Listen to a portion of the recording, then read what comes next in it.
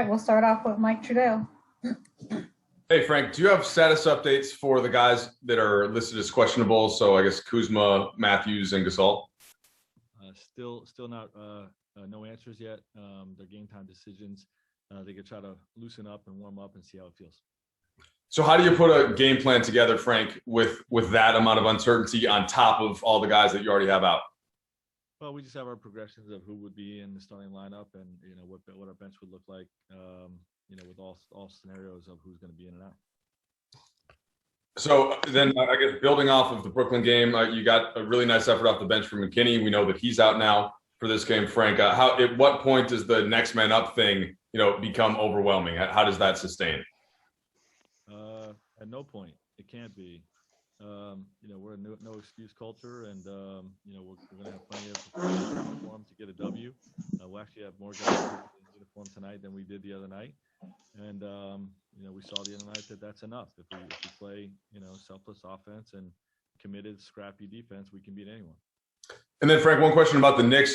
Before the season, rewinding a bit, there weren't a lot that picked them to be where they are right now at 500 in that playoff mix. What have you seen about them under Coach Tibbs this season, and what stands out the most? Yeah, well, I think, obviously Coach Tibbs has done a great job, establishing the defensive line and culture and, getting guys to play the right way offensively, but also the development. I think Kenny Payne being in there and knowing him from the University of Kentucky, he's great with development with young guys in particular, and I think you've seen a big jump in the careers of Julius Randle and R.J. Barrett in particular. But their whole group is doing a good job, getting these guys to play winning basketball. I just want to make sure. Can you guys hear Frank? Just give me a thumbs up, because it's really low. Yeah, it's really low. How about now? Can you hear me now? Just a little bit. We might need to turn that mic up or something, Allie, because it's not just me. Frank, it sounds like it's better when you're closer to the mic. That may have been the. How about now? Can you hear me now? Yeah, I can hear you better now. It's not loud. But I definitely can hear what you're saying.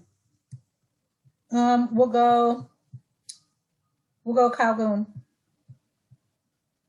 Hey, Frank. I know you were saying you guys have a no excuses mentality, but purely on a numbers standpoint, how nervous are you that depending on weird flare-ups or other things that you might not have enough players to play a game in the next week or two? Yeah, I'm not really concerned about that. We've never gotten down under, and we got down to 8 the other night. Just because we had a player get ejected, but typically, when it seemed like we were extremely depleted, we still had 9 guys, and I don't worry about that getting any lower until it happens. So, we're just committed to the guys that are in uniform and playing, and hopefully we'll get some of those guys back tonight. Dave. Hey, Frank. The Timberwolves game tonight was postponed against the Nets in light of the shooting of Dante Wright. I was curious if you had any discussions with your team about that tragedy. Yeah, I did not. I learned about it after our walkthrough this morning, our team meeting. So I've not discussed that with our group yet.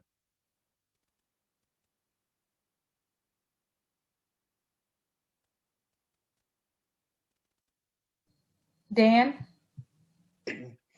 Frank, back to basketball. You guys, the last 5 games defensively have been at an even better level than prior. I know there was a little concern sort of with LeBron and AD out defensively, how you guys initially reacted to that.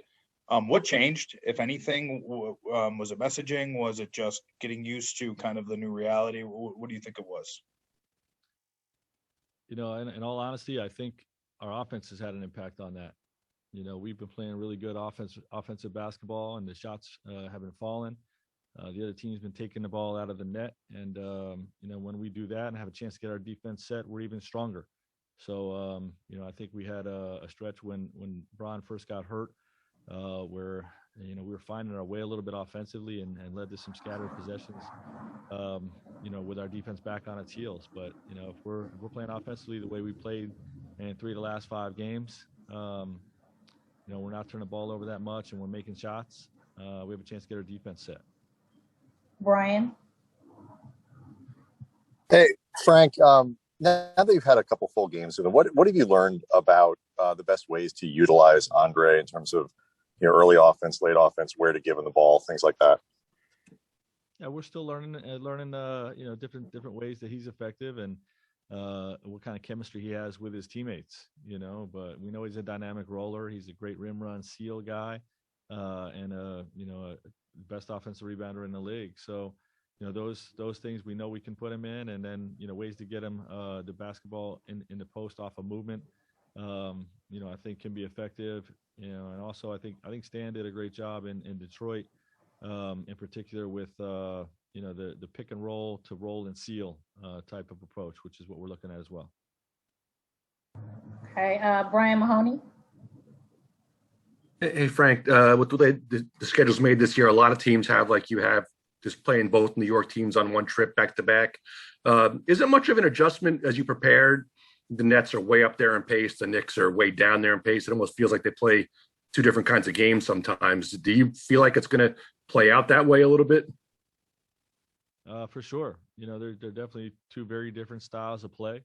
But that's what we try to build with our culture is, the ability to adapt to small ball lineups, or switching like we saw a lot with Brooklyn, to playing a bigger team in New York that likes to play with two bigs and pound the glass and obviously have size at the rim defensively. So different styles, different approaches, but that's what the NBA is about. You got to win against different styles of play. Thank you. Last question, Michael Duarte. Yeah, Frank, you just touched upon it with their size defensively in the interior, but the Knicks, I believe, are third in defensive efficiency this season. You guys are first. So what's the key on offense to attack a team that's, elite on defense like you guys, especially if shots aren't falling early? Well, you got to know where the holes are, and you can't force the ball into the paint when they're going to have five guys in there. And you got to be confident and, play extra pass basketball. Every defense has holes, and certain players that you want to attack more than others, certain players you want to be more cautious against. For instance, Noel at the rim had 4 blocks last night and 2 others that were goaltends that could have been blocks. We have to attack him at the rim intelligently, and obviously there's holes in their scheme that, as an offensive coordinator mindset, and when you put the game plan together, you got to try to attack those holes. Thanks so much, Coach. Yeah. Thanks, everyone.